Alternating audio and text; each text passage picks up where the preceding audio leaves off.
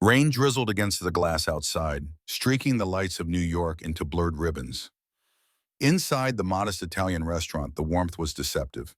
Candles glowed on each table, cutlery clinked softly, and the low hum of conversations carried a rhythm that felt almost like safety. But at a small table by the window, that sense of safety fractured into something sharp and cold. Claire Morgan sat alone, her purse resting on her lap, her fingers pressed tight around the strap. She had counted her money 3 times before leaving her apartment. $5. Just enough for the subway fare home if she stayed disciplined. Not enough for wine. Not enough for dinner. This blind date was supposed to be different. Supposed to be worth the risk of hope. Her phone vibrated against the wooden table. A single line glared from the screen. "Sorry, I'm not coming. Good luck." For a moment, the sound of the restaurant thinned out, as though someone had turned down the volume on the world. The violin track playing softly over the speakers felt like mockery. Claire's chest tightened, her breath shallow, her eyes blurred, but she forced them clear. She refused to let strangers see her cry. She raised the glass of water in front of her, but her hand shook, sending tiny ripples across the surface. The candle flickered. Shadows danced across the white tablecloth. She felt exposed, like someone had turned a spotlight on her failure. From 2 tables away, Marco Santoro noticed. He hadn't meant to. He was waiting for someone himself, sipping a black espresso that had long gone cold. The meeting was running late, as these things often did in his world. But when the young woman at the window bowed her head, gripping a glass as if it were the last anchor she had, he recognized the weight in her posture. He had carried it himself once, years ago, when grief had eaten his evenings whole and left nothing but silence in its wake. Marco set his cup down carefully. The porcelain met the saucer without a sound. His movements were always like that, controlled, deliberate, nothing wasted. He had learned long ago that power didn't need to announce itself. It simply existed, like gravity. Claire lowered her phone, set it face down beside the napkin, and whispered to herself, "Don't make a scene." She reached for her coat. If she left now, she could still catch the last train. She would go home hungry, but at least she would escape this humiliation with what little pride she had left. Marco stood. Something in him refused to let her leave like this. Abandoned, invisible, dismissed by nothing more than a careless message from a man who didn't deserve the effort she'd made tonight. He crossed the short distance between their tables, his footsteps quiet on the old wooden floor. He stopped before she could stand, his presence steady rather than imposing. "You shouldn't go home on an empty stomach," he said, his voice low, respectful. "I'll sit with you, nothing more than that." Claire froze, startled. She lifted her eyes to meet his. His suit was dark, tailored but not flashy, a simple watch on his wrist, gold but understated. His presence felt different from the men she usually encountered. There was no performative charm, no rehearsed smile, just a quiet certainty that made the air around him feel heavier. She searched for an angle, a motive, something that would explain why a stranger would offer this. But she found none in his steady gaze. Her throat tightened. "Oui, bien." Marco gave the smallest shrug, as if the answer required no elaboration. "Because no one deserves to be left alone at a table that was meant for two." The words landed with quiet weight, like stones dropping into still water. Claire's hand loosened around her coat. For the first time that evening, she allowed herself to breathe. She gave the faintest nod, as if clutching at a branch while sinking in deep water. Marco pulled out the chair opposite hers. The candle between them flickered, casting both their faces into a fragile circle of light. Somewhere in the restaurant, someone laughed. A door opened and closed. Life continued around them, but at their table, something new and uncertain had just begun. The waiter returned, pen poised, expecting Claire to order. She kept her eyes lowered as though the menu itself was too heavy to lift. "I'll have the soup of the day," she said quietly. Her voice trembled, but she masked it with a sip of water. That was the cheapest item listed, and even then, she wasn't sure she should accept it. Marco leaned back slightly in his chair, giving her space to breathe. "And I'll take the same," he told the waiter, handing back both menus before she could protest. His tone was casual, as if the decision were obvious, as if sharing a meal with a stranger was the most natural thing in the world. When the waiter left, Claire finally looked at him, defensive instincts rising. You don't have to do this. I know, Marco said gently. But no one should feel like they're sitting alone in a crowd. Claire pressed her lips together. She wanted to argue to protect what little pride she still had, but the sincerity in his eyes stopped her. There was no pity there, only recognition. He wasn't looking at her the way men usually did, assessing, calculating, judging. He was simply seeing her. Silence stretched between them, broken only by the clink of glasses and the low hum of other tables. The restaurant felt warmer now, less hostile. The candle between them burned steadily. Finally, she asked, "Why are you here? You don't look like someone who eats alone often." Marco let out a quiet breath, almost a laugh without humor. "I was supposed to meet someone. He's late." He paused, then added, "But that's not why I stayed when I saw you." Claire's fingers tightened around her glass. "And why did you?" "Because years ago I waited at a table like this," he said. His voice was steady, but the faint shadow in his expression revealed the memory still lived inside him. "She never came. I remember what that silence feels like." Claire blinked. The words cut through her defenses like a blade through paper. For a moment, she saw not a stranger in an expensive suit, but another person who understood the quiet humiliation of being forgotten. The soup arrived, steam curling into the air between them. Claire wrapped her hands around the bowl, grateful for the warmth more than the food itself. Her fingers had been cold all evening, not from the weather bar, but from the loneliness that had settled into her bones. Marco watched her carefully take the first spoonful. Then he said softly, "The man who didn't show up tonight, that's his failure, not yours. Don't carry his weight." Her throat tightened. She didn't answer, couldn't answer, but for the first time all evening, the taste of food felt like relief rather than shame. The restaurant had grown busier as the night deepened. Silverware chimed like distant bells, chairs scraped softly against polished wood, and laughter rose from larger tables where groups of friends celebrated things Claire could only imagine. She kept her shoulders tight, as if every sound reminded her she didn't belong here, in this warm place with its amber lighting and the faint scent of garlic and wine in the air. The manager, a man in a crisp vest with graying hair at his temples, approached their table with a polite smile that didn't quite reach his eyes. He leaned slightly toward Claire, his tone apologetic but firm. "Miss, I believe this table was reserved for later this evening. Perhaps?" Before the words could settle, Marco set his spoon down. The movement was small, but it carried weight. His voice was calm, but it cut through the space like a blade drawn from its sheath. "She's with me. This table will do just fine." The manager straightened immediately. His eyes flicked from Claire to Marco, and something shifted in his expression. Recognition dawning, followed by respect that bordered on deference. "Of course, Don Santoro," the manager said quickly, his voice dropping to a more respectful register. "Please take all the time you need. My apologies for the interruption." He retreated with a slight bow, and Claire felt the temperature at the table change. She froze, the name striking her like a cold draft. Santoro. She had heard that name before, whispered in corners, mentioned in passing by people who worked in parts of the city she never ventured into. The kind of name that carried weight in rooms where power was measured not in dollars, but in influence and fear. Her gaze shifted back to him, searching his face with new eyes. The tailored suit, the quiet composure, the way the staff bent around him like reeds in a current.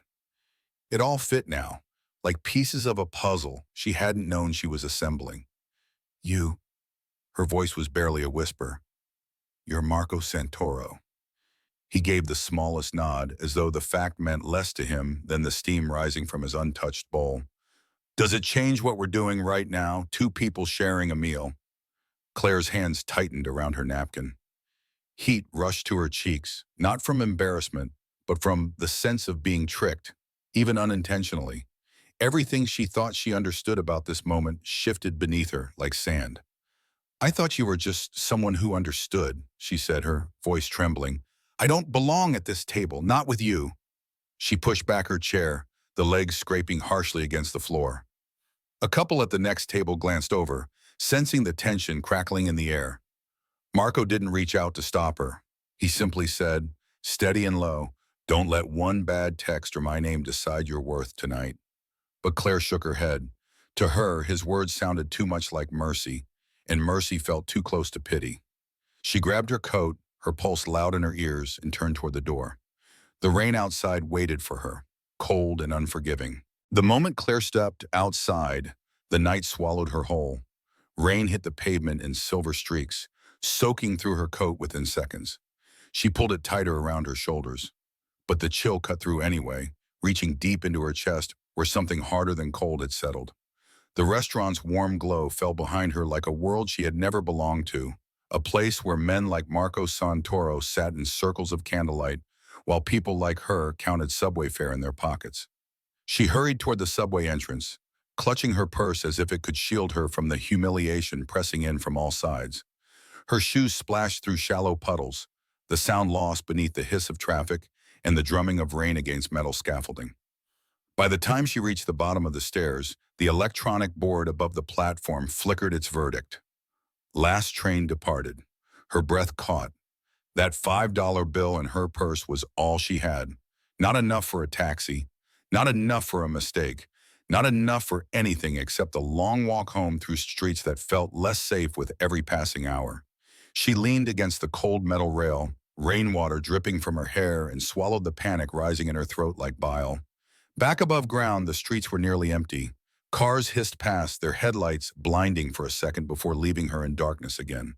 She pressed herself against the brick wall of a closed shop, trying to decide which direction felt less dangerous, which route home might spare her from the kind of attention a woman alone at night never wanted. And then a shadow stretched across the sidewalk. A black umbrella tilted over her head, shielding her from the downpour. Claire turned sharply, her heart hammering. Marco stood beside her, not in the polished image of power she'd seen in the restaurant, but simply a man holding an old umbrella. Its edges were frayed, the handle worn smooth by years of use. He wasn't flanked by guards or stepping out of an expensive car. He was just there, quiet and present. "You'll freeze out here," he said, his voice low enough that only she could hear it over the rain. His breath misted in the cold air.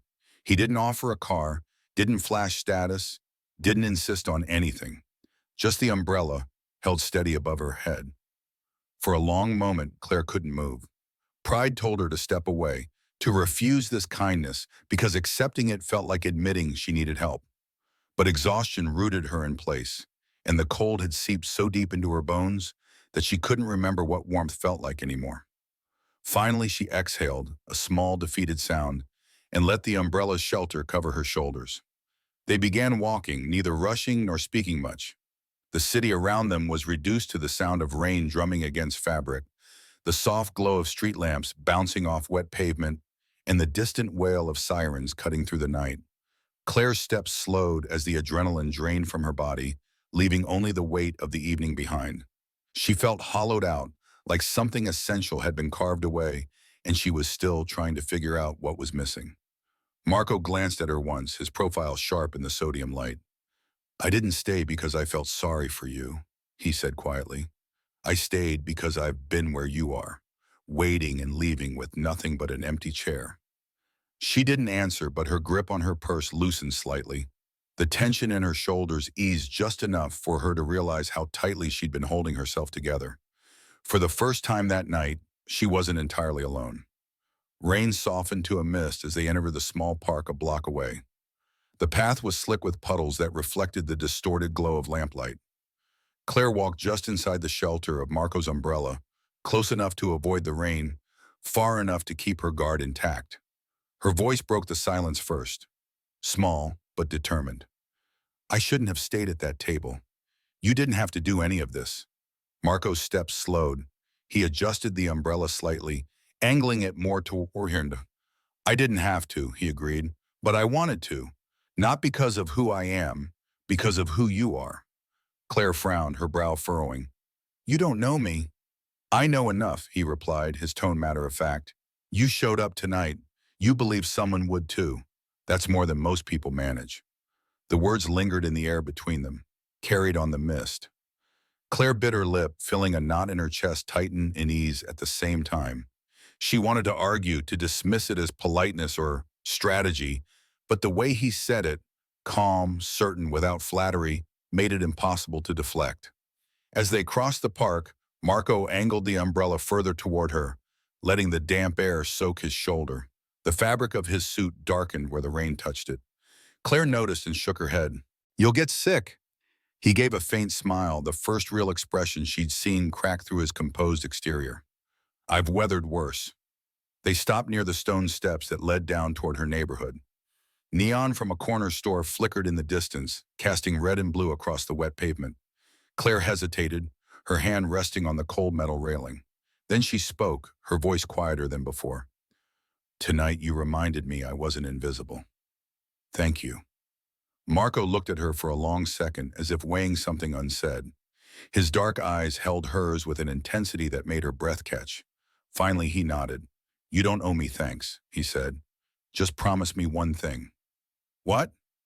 "Don't let that text be the last word." The rain picked up again, rattling against the umbrella like distant applause. Claire swallowed hard, unable to answer. She only managed to nod before stepping down the stairs toward the dim streets below, her footsteps echoing in the empty night. Marco stayed at the top, the old umbrella tilted above him. He watched until her figure disappeared into the shadows, a small shape swallowed by the city. For Claire, the night wasn't ending as planned. It wasn't ending with humiliation either. Somewhere in between, something unexpected had begun to take root. The next morning, the city hummed with its usual chaos. Horns blared, footsteps rushed past on crowded sidewalks, and the faint smell of coffee and rain-soaked asphalt hung in the air. Claire sat by the window of her small studio apartment, her scrubs folded neatly beside her for the upcoming night shift. She replayed the night in fragments, the cruel text that had shattered her evening, the weight of the soup spoon in her hand, Marco's voice telling her not to let that message define her worth. She wanted to forget, to file it away as just another disappointment in a long line of them. But his words wouldn't let her. Her phone buzzed against the windowsill, a text from a colleague at the hospital. "Extra shift tonight," one nurse called out. "Can you cover?" Claire sighed, her shoulders dropping. Another 12 hours meant more exhaustion, darker circles under her eyes. Another day where sleep felt like a luxury she couldn't afford. But it also meant money she desperately needed. Rent was due in a week, and her account balance mocked her every time she checked it. She typed back quickly, "I'll take it." Across town, in an office that overlooked steel towers and cranes rising against the gray sky, Marco sat at a desk that had belonged to his father. The room was nothing like the glass and chrome spaces that dominated modern business. Dark wood paneled the walls. Heavy curtains blocked most of the light. A single lamp cast amber shadows across stacks of papers and an old rotary phone that still worked better than any cell. His assistant, a man named Rocco, who had been with the family for 20 years, listed the day's obligations. Meetings with suppliers, conversations that needed to happen in private rooms where handshakes meant more than contracts. But Marco's mind kept drifting. He remembered Claire's trembling hands, her insistence on paying her own way, her stubborn dignity even when the world had tried to strip it from her. At lunch, instead of dining with associates in one of the private rooms above the restaurant, he walked into the same Italian place where they'd met. The manager greeted him with exaggerated courtesy, but Marco's eyes swept the room, almost expecting to see Claire again. Of course, she wasn't there. That evening, fate intervened in the way it sometimes does when the universe decides two paths should cross again. Claire, halfway through her shift, was wheeling supplies down the corridor when she nearly collided with a tall man in a dark suit. He was speaking with members of the hospital board, his presence commanding attention even in a place where doctors held authority. Marco Santoro. Her heart stuttered. She froze, clutching the cart as if it could anchor her to the ground. He turned, and surprise flickered across his face before softening into something warmer. Something that made the sterile hospital hallway feel less cold. "You work here?" Marco asked gently, stepping closer but maintaining a respectful distance. Claire's cheeks burned. "Yes, I told you I'm a nurse. Night shifts mostly." He nodded slowly as if pieces of a puzzle had just fallen into place. Around them, the corridor buzzed with voices, machines beeping their rhythms, the shuffle of hurried footsteps. Yet the moment felt oddly still, like they were standing in the eye of a storm. "I didn't come here looking for you," he said carefully, his voice low enough that only she could hear. "But I'm not sorry I found you." Claire's lips parted, unsure how to respond. The walls she had built, class, money, pride, wavered under the weight of his sincerity. He wasn't performing. He wasn't trying to impress her or win something from her. He was simply being honest. Before she could speak, a pager blared overhead, harsh and insistent. She glanced at her badge, already turning toward the sound. "I have to go," she said quickly. Marco didn't stop her. He only said, quiet but certain, "Then I'll wait." And for the first time in a long while, someone truly did. Marco waited, not at the hospital entrance where cameras might notice him, where his presence might draw the kind of attention that followed men like him everywhere. Instead, he found his way to the small cafeteria tucked away on the ground floor, a place where the fluorescent lights hummed too loud and the coffee tasted like regret. Hours passed. The hum of vending machines filled the silence, punctuated by the faint clatter of trays and the occasional shuffle of exhausted staff grabbing food between shifts. Marco sat at a corner table, his jacket folded neatly over the chair beside him, his tie loosened just enough to suggest he'd been there a while. It was nearly midnight when Claire finally walked in. Exhaustion was etched into every line of her face, dark circles beneath her eyes, her hair tied back in a ponytail that had come loose during the shift. Her scrubs were slightly wrinkled, a small stain on the sleeve from where a patient had grabbed her arm too tightly. But her posture was steady. She carried herself with the quiet dignity of someone who had survived another night of holding other people's lives together while her own threatened to fall apart. She blinked when she saw him there, still in his tailored suit, still waiting. Disbelief threaded through her voice. "You stayed?" Marco lifted a simple paper cup, steam still rising from the surface. "Coffee's terrible here," he said with the faintest hint of a smile. "But I thought it might be better shared." Claire's lips curved despite herself, the first genuine smile she'd managed in days. She sat across from him, her hands wrapping around the cup he pushed toward her. The warmth seeped into her palms, and for a moment she just held it, letting the heat remind her that she was still alive, still present. For a long stretch, neither spoke. The quiet of the cafeteria seemed to belong only to them, a pocket of stillness carved out of the chaos that defined their lives. Finally, Claire broke the silence, her voice soft but edged with confusion. "Why are you doing this? You don't owe me anything."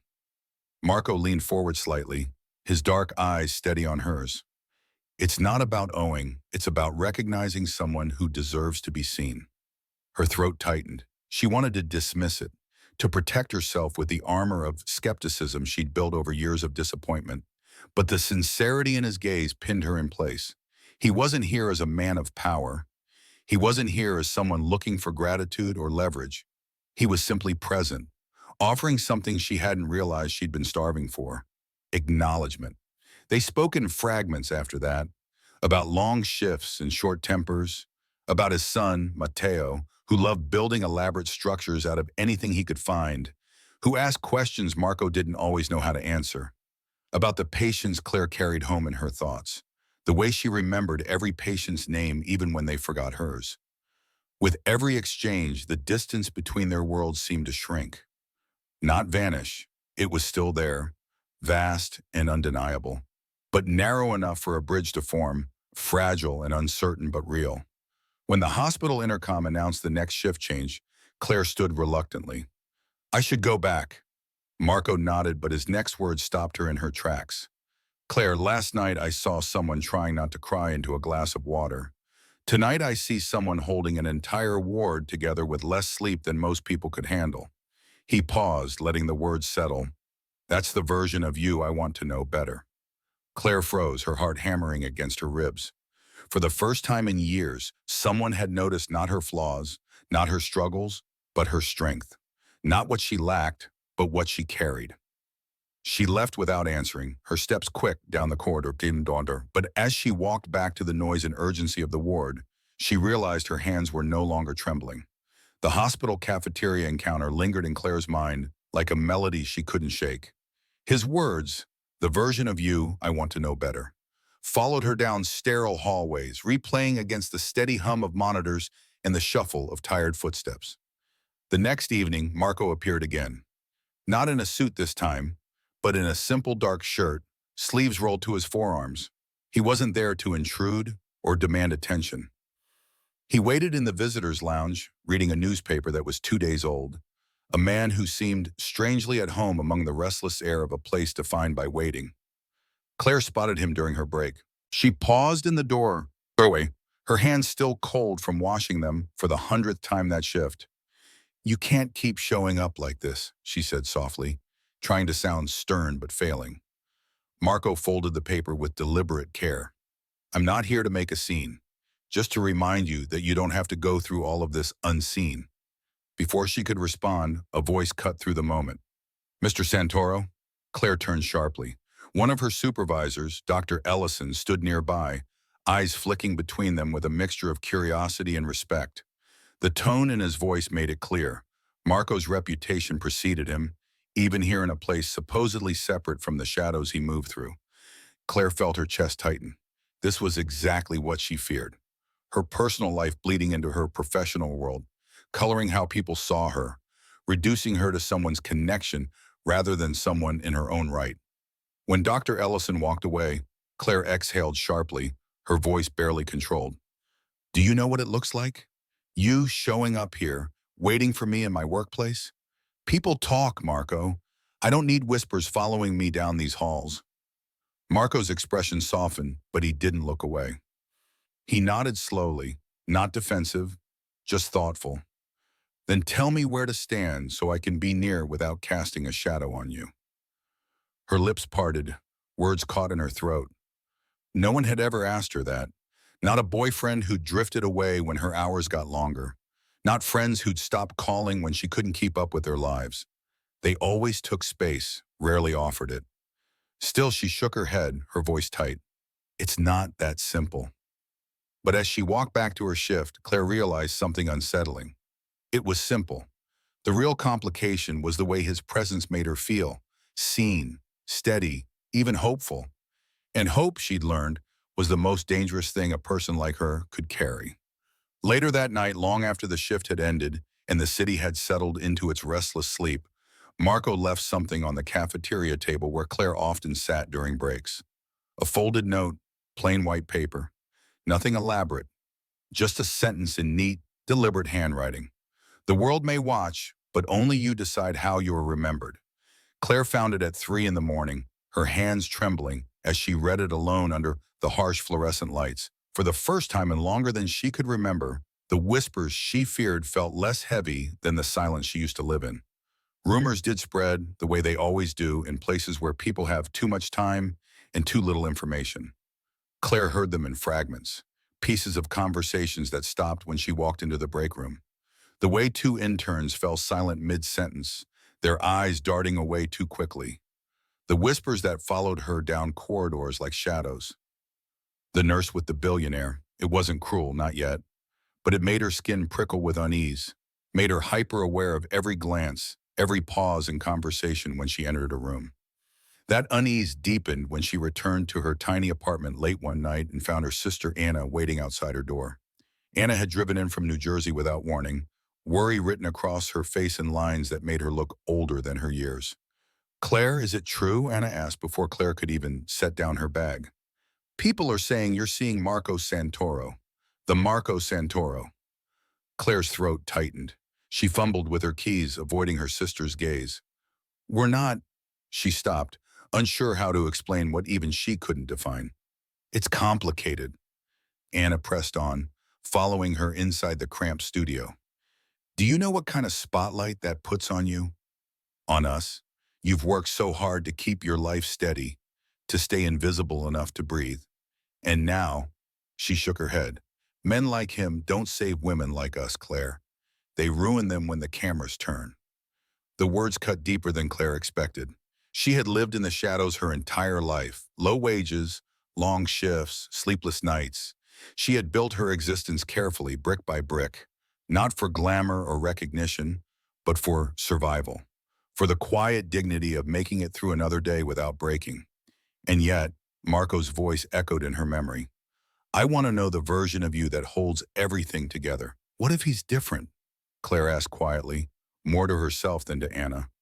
Anna's expression softened with something like pity. They're never different, Claire. Not when the world gets involved. The following evening, Claire confronted him outside the hospital. He had been waiting again, patient as stone, a man with time when the world assumed he had none. My sister thinks this will end with me humiliated, Claire said, her voice steady but sharp. My colleagues whisper like I've done something wrong. Marco, I can't carry their judgment on top of everything else. For a long moment, he didn't answer. His gaze held hers, unwavering, searching for something beneath her words. Claire, he said finally, his voice low and deliberate, if you need me to disappear, I will. But understand this, your worth doesn't vanish because others are too small to see it. If you walk away from me, let it be because you don't want me, not because they told you not to. Her breath caught. He had placed the choice squarely in her hands. Not his influence, not his reputation, not public opinion, just hers. Claire turned away, her steps faltering. For the first time, she realized the silence she'd always hidden behind might be the very thing breaking her apart. And the question wasn't whether she could survive the storm of being seen. It was whether she was brave enough to step into it at all. The week that followed dragged like a storm cloud over Claire's head. Every corridor at the hospital felt narrower, every conversation shorter, every glance more loaded with meaning. The whispers hadn't stopped. If anything, they grew louder, fed by curiosity and speculation. Yet Marco kept his distance. No surprise visits, no notes left on cafeteria tables, just absence that felt heavier than presence ever had. Claire told herself it was what she wanted, what she'd asked for. But at night, alone in her apartment with the city noise filtering through thin walls, she felt the weight of that absence pressing against her chest. One evening after another double shift, Claire walked out into the dusky glow of the city. Her body begged for rest, her feet aching in shoes that had seen too many miles of hospital floors. She pulled her coat tighter against the autumn chill and stopped at the edge of the sidewalk, waiting for the light to change. Across the street, she saw him. Marco leaned against a black Alfa Romeo, its paint gleaming under the street lamps. Not his usual car, she realized. Something more understated, less likely to draw attention. He didn't approach. He simply waited, his hands in his pockets, his posture relaxed but his eyes watchful. He was giving her the decision. Claire's heart hammered. The light changed, people brushed past her, but she stood frozen on the curb. She thought of Anna's warning, the whispers at work, her carefully built life of silence and survival. Then she thought of his words. If you walk away, let it be because you don't want me. Finally, she crossed the street. Her steps were uncertain at first, then steadier as the distance closed between them. You stayed away, she said, her breath uneven. Marco nodded, his dark eyes never leaving hers. You asked me not to cast a shadow. I tried. He paused, and something vulnerable flickered across his usually composed features. But I won't pretend I don't care. For a long beat, neither moved. The traffic lights changed, spilling red and green reflections onto wet pavement. A taxi honked somewhere down the block. The world continued its relentless motion around them, but in that moment, they existed in a pocket of stillness. Claire thought of everything she stood to lose, her anonymity, her careful distance from complications, the safety of being unseen. Then she thought of what she might gain, the possibility of being known, truly known, by someone who saw past her exhaustion to the strength underneath. Finally, she spoke, her voice low but certain. I don't want to be defined by fear anymore. Marco's jaw tightened, relief flickering across his features like light breaking through clouds. He opened the car door but didn't press her, didn't assume. His voice was soft, almost tentative. Then let me take you somewhere. Not as who the world thinks I am, just as Marco. Claire hesitated only a moment before sliding into the passenger seat. The interior smelled faintly of leather and rain, clean and simple. As the car pulled away from the curb, she glanced at him, his profile steady against the fading light. For the first time in longer than she could remember, she wasn't running from something. She was choosing it. For a few days, the world seemed quieter. Marco and Claire found small, private moments carved out of their impossible schedules. A walk in the park where early morning mist clung to the grass. Late night coffee at a tucked away diner where the waitress knew Marco by name but never asked questions. Each time he let her set the pace, never pushing, never assuming more than she was willing to give. For the first time in years, Claire felt a life not built on fear and survival, but on choice. That calm shattered on a Thursday morning. Claire arrived at the hospital to find her photo plastered across a gossip site on a colleague's phone. The screen glowed with a headline that felt like a slap. Mystery nurse seen with notorious Marco Santoro. Who is she? Beneath it, grainy pictures showed her stepping into his car, her tired scrubs visible under her coat, her face caught in profile. The captions speculated wildly about who she was, what she wanted, whether she knew what kind of man she was tangling with. Whispers no longer stayed in corners. They followed her down corridors, into patient rooms, through the break room where conversations died the moment she entered. A supervisor pulled her aside mid-shift, his expression tight with professional concern. Claire, we value professionalism here. Associations like these, they complicate things, they raise questions. Her chest tightened. Everything she feared was here, manifesting in real time. Public eyes stripping away her dignity, reducing her to a headline, a curiosity, a cautionary tale. That evening she confronted Marco. He was waiting outside the hospital again, but this time his expression was taut, concern carved into the lines around his eyes. "They're using me to humiliate you," Claire said, her voice trembling with contained anger. "Everything I built here, my work, my name, it's turning into a circus. Do you understand that?" Marco stepped closer, but his voice stayed calm, measured. "Claire, I never wanted this for you, but walking away won't silence them. It will only confirm their story, give them the ending they're already writing." Her breath caught. "So what do I do? Smile for cameras I never asked for? Pretend I belong in a world I don't understand?" Marco's answer came slowly, like each word cost him something. "No, you don't pretend. But you can decide. Either let them dictate the story or write your own." It wasn't reassurance.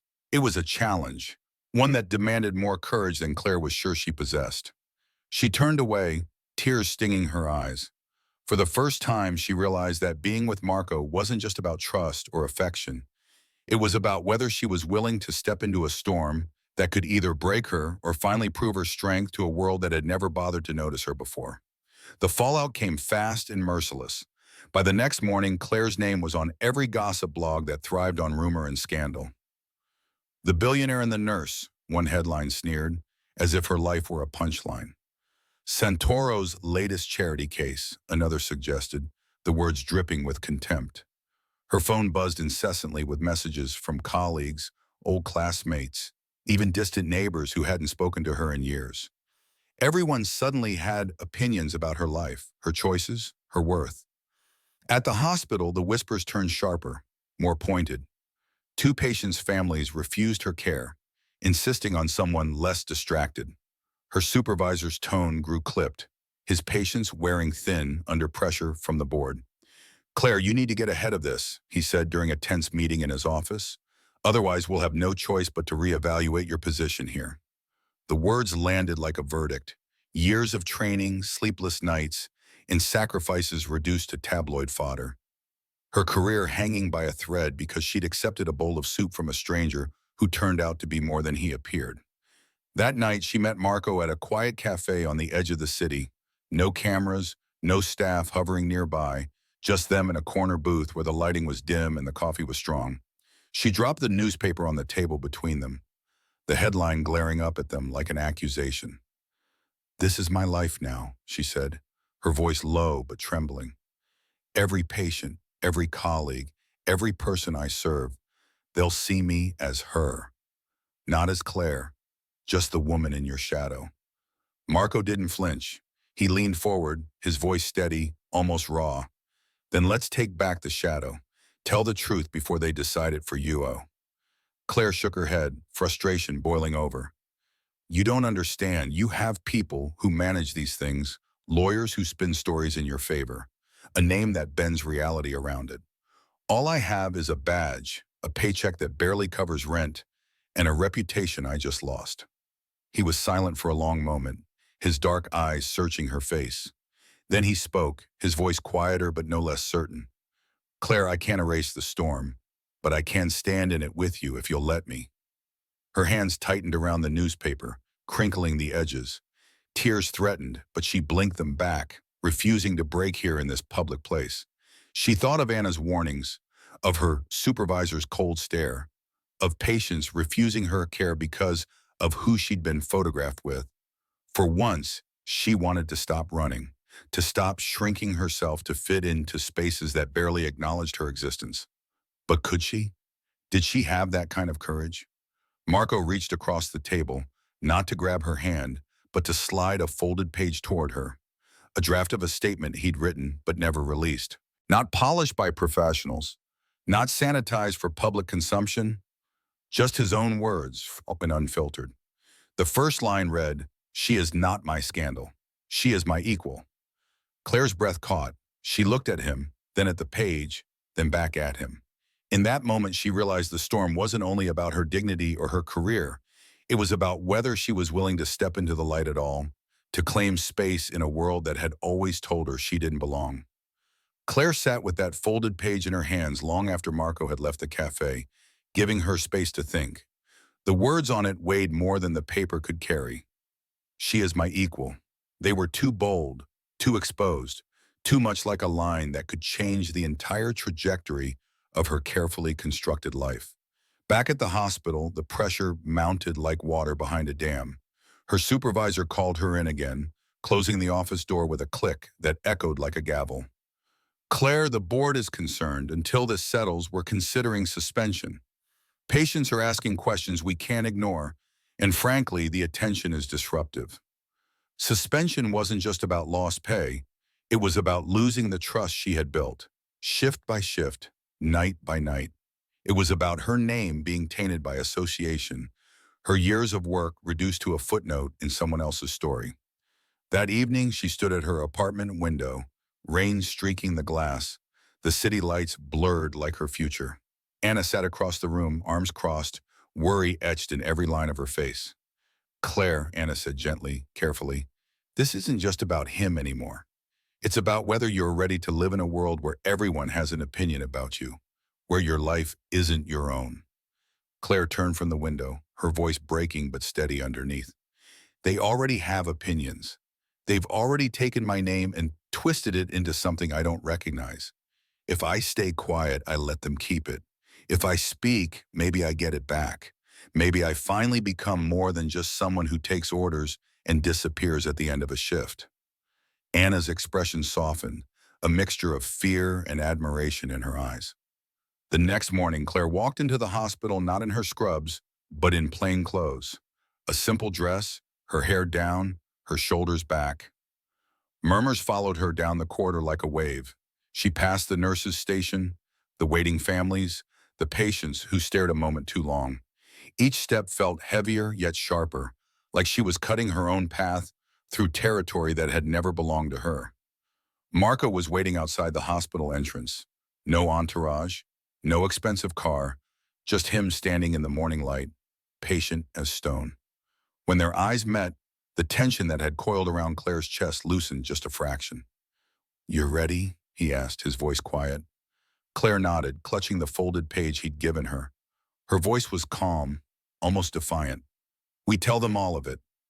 They walked side by side toward the press that had begun to gather, drawn by rumors that something was about to happen. Cameras raised like weapons. Flashbulbs sparked in the gray morning light. Questions shouted over each other in an incomprehensible roar. For a moment, Claire wanted to run. Then Marco spoke, his voice steady, carrying across the crowd with an authority that demanded attention. "She is not a story for you to twist. She is not my scandal. She is my equal." Gasps rippled through the press line. The microphone swiveled toward Claire, hungry for her response. This was the moment she'd feared, the moment she'd avoided her entire life. Her palms were damp, her heart hammering, but she lifted her chin and looked directly into the cameras. "My name is Claire Morgan," she said, her voice stronger than she expected. "I am a nurse. I work night shifts. I save lives. I have nothing to be ashamed of, and I won't apologize for being seen. The crowd erupted, questions, shouts, cameras, snapping so fast it sounded like rainfall. But beneath the chaos, something had shifted. Claire felt it in the way Marco stood firm beside her, not in front of her, but with her. In the way the words she spoke seemed to echo louder than the noise trying to drown them out. For the first time in her life, she wasn't hiding. She was choosing to stand, and that made all the difference. The courtyard outside the hospital became a storm of flashing lights and shouted questions. Microphones thrust forward like weapons, reporters pushing closer, their voices overlapping in a chaotic symphony. Are you in a relationship, Claire? Did you pursue him for money? Marco, is this your attempt at damage control? Claire's heart pounded, but Marco's presence beside her was steady. His hand hovered near hers, not touching, not leading, simply there. An anchor if she chose to take it. She didn't. Not yet. This was her moment, her voice. I didn't pursue anyone, Claire said, her voice cutting through the clamor with unexpected strength. I work night shifts. I live paycheck to paycheck. What happened between us wasn't planned. It wasn't staged. It was just real. And I won't let anyone twist it into something dirty. The press pressed harder, sensing blood in the water. The crowd grew restless, feeding on the tension. Then a woman's voice cut through the noise. Claire! It was Anna, pushing through the throng of reporters and cameras. She had resisted this from the beginning, wary of Marco, protective of her sister, afraid of what this exposure might do. But now, seeing Claire standing in front of a wall of cameras with her spine unbent, Anna's expression shifted.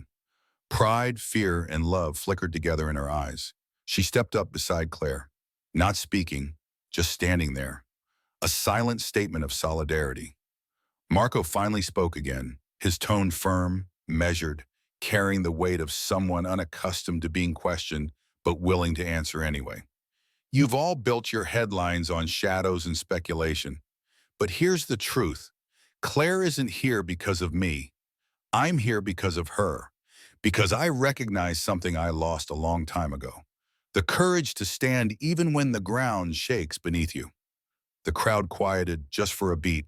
His words landed heavier than expected, genuine in a way that cameras couldn't fake. Yet not everyone was convinced. A reporter in the front row sneered, his voice dripping with skepticism.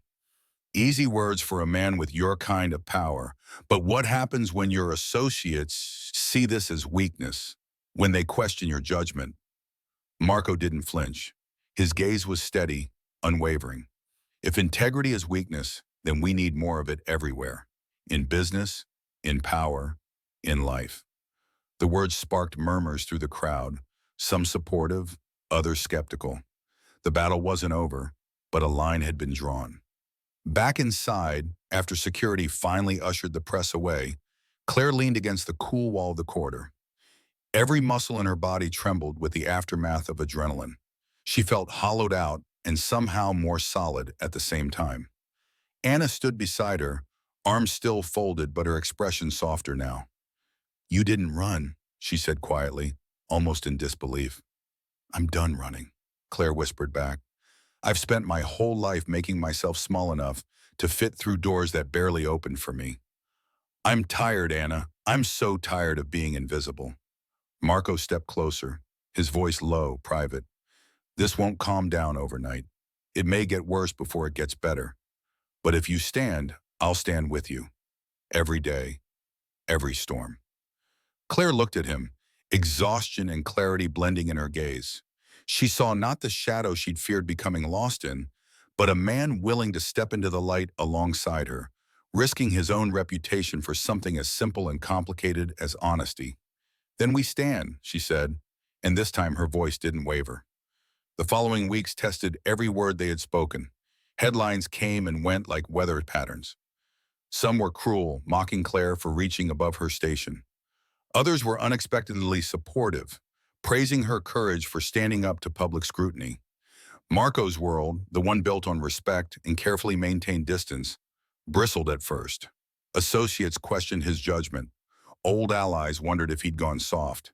But when the dust began to settle, something unexpected happened. People respected the stand he'd taken. Not everyone, but enough. Integrity, it turned out, still mattered to some, and Claire's refusal to be shamed resonated with more people than the gossip sites wanted to admit.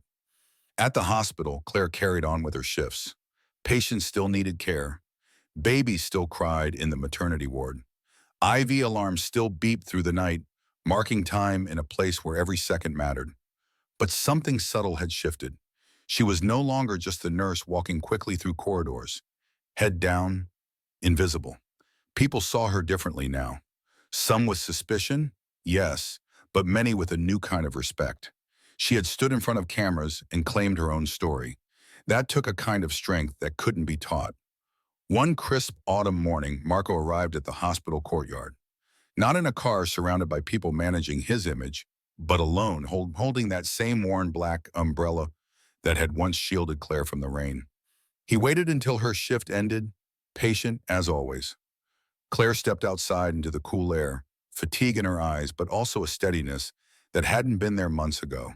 She saw him and felt something settle in her chest, something that felt like coming home. "Do you ever regret it?" she asked quietly, pulling her coat tighter. "Pulling me into this storm?" Marco shook his head without hesitation. "I don't regret seeing you," when the world looked away. They walked together through the park where their first honest conversation had unfolded. Golden leaves scattered across the path, crunching underfoot.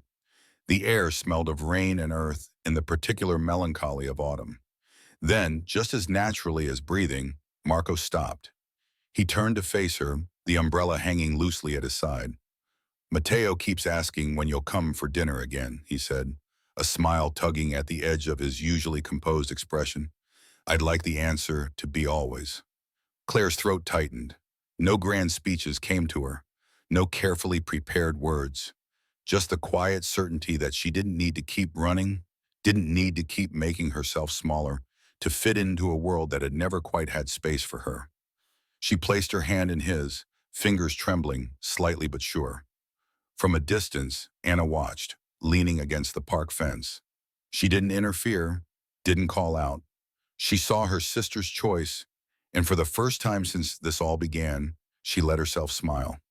The world seemed to pull back, giving them this moment. Claire, Marco, and soon Matteo, who would join them for a dinner that felt like the beginning of something neither had dared to hope for. The umbrella swung loosely at Marco's side, no longer a shield against the storm, but a keepsake. A reminder of the night when two people found each other in the rain and decided that being seen was worth whatever storms might come. They walked the leaf-strewn path together, their steps in sync, heading toward whatever came next.